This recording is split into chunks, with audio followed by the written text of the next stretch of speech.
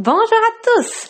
Aujourd'hui, on va parler du grand oublié des programmes d'exercice, le gros orteil.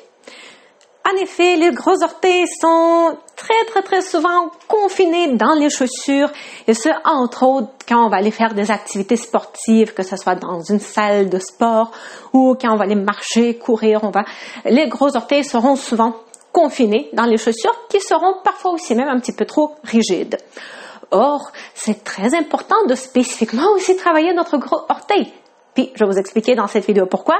Parce que un gros orteil qui n'est pas suffisamment en forme peut mener à des problèmes au niveau du genou, à des problèmes au niveau de la hanche, à des problèmes au niveau du dos et même plus haut. Okay? Donc, la vidéo d'aujourd'hui est consacrée au gros orteil. Je m'appelle Marina et je suis une ergothérapeute et professeure de yoga. Je vous invite à vous abonner à ma chaîne YouTube et d'activer la cloche. Et c'est parti avec le sujet du jour.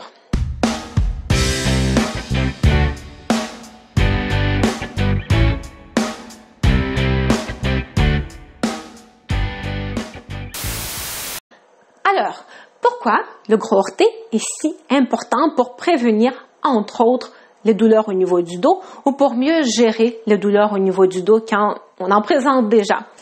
Mais regardez, un mouvement très important du gros orteil qu'il faut absolument à tout prix maintenir, c'est l'extension du gros orteil. Donc, c'est ce que je suis en train de faire, l'extension du gros orteil. Pourquoi c'est quelque chose qui est important? C'est entre autres, particulièrement important durant la marche. Regardez qu'est-ce qui se passe quand je vais marcher.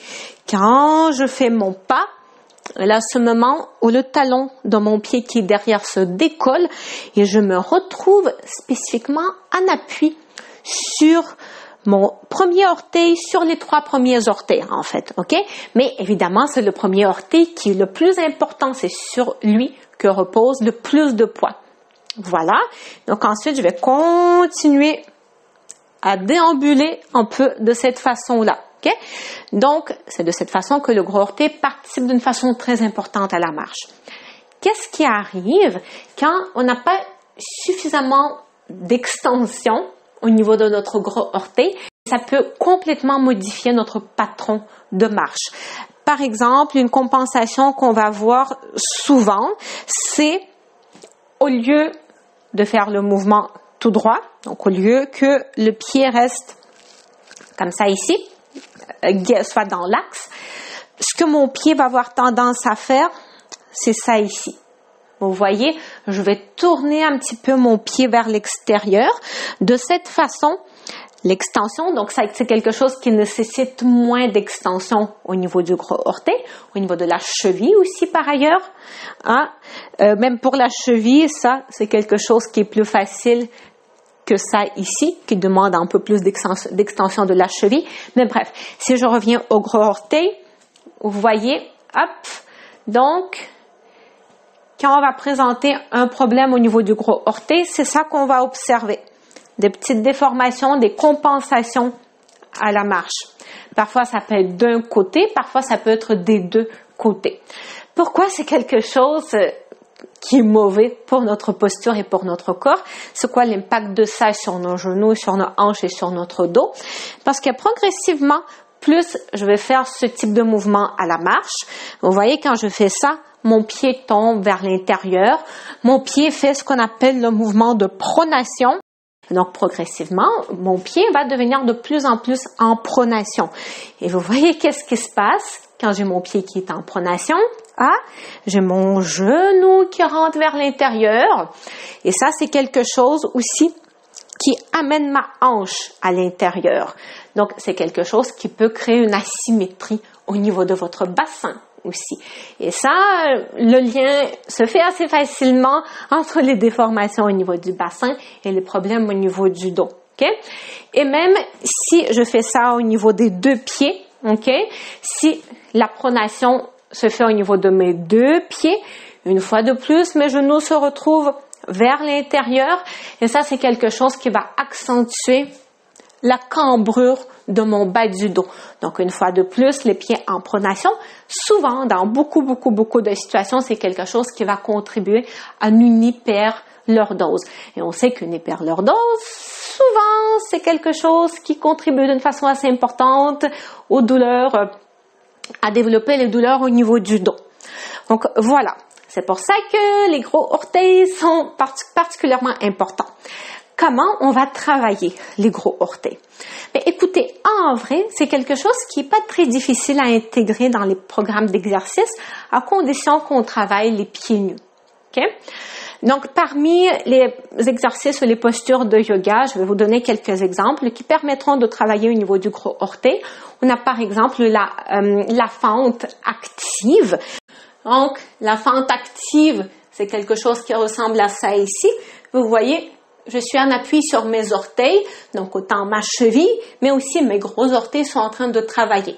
Et non seulement je suis en train de travailler le mouvement, donc la mobilité, je suis aussi en train de travailler la force du gros orteil. Et ça, c'est quelque chose qui est vraiment très important aussi.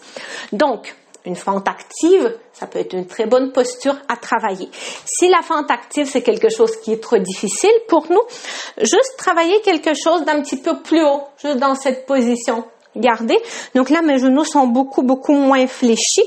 Avec le pied qui est derrière, j'appuie avec les orteils. Et pour vraiment travailler aussi en force et non seulement en mobilité, et pour travailler aussi les connexions myofasciales qui existent au niveau de notre corps, parce que c'est ça le truc aussi, le gros orteil a aussi beaucoup de connexions myofasciales à notre plancher pelvien, entre autres, c'est tout interrelié, donc c'est important aussi de travailler cette connexion parce que c'est par là que se fait la transmission de force aussi quand je vais faire mon pas. OK? La transmission de force. Donc, j'étais ici. Ce que vous pouvez faire à partir de cette position, imaginez que vous voulez vous propulser avec le gros orteil. Donc, vous pouvez même tout simplement faire ce mouvement. Je pousse. Je pousse. Et là, vos hanches sont bien alignées, regardent vers l'avant. Et quand vous poussez, vous faites bien le mouvement vers l'avant de cette poussée-là. Pousse avec les gros orteils. Après, ça peut être bien aussi, juste rester dans cette position, puis pousser de façon isométrique. Une autre chose que vous pouvez faire aussi, c'est quand on va travailler les positions sur les genoux, comme la posture de la table, le chien, le chat. Quand vous allez vous mettre dans la position de la table, vous allez faire la dorsiflexion de votre cheville et vous allez vous mettre en appui sur les orteils. Okay? Donc, à partir de là, on peut travailler chavage, on peut faire la table en équilibre et toutes sortes de postures comme ça. Donc, ça, c'est une façon d'intégrer le travail du gros orteil dans les exercices. Voilà. Donc, prenez soin de vos gros orteils. Je vous invite une fois de plus à vous abonner à ma chaîne YouTube, d'activer la cloche. Venez me voir pour votre analyse de la posture gratuite. Au plaisir de vous guider, au plaisir de vous aider, au plaisir de vous revoir dans mes futures vidéos sur YouTube. Et des gros bisous à tous.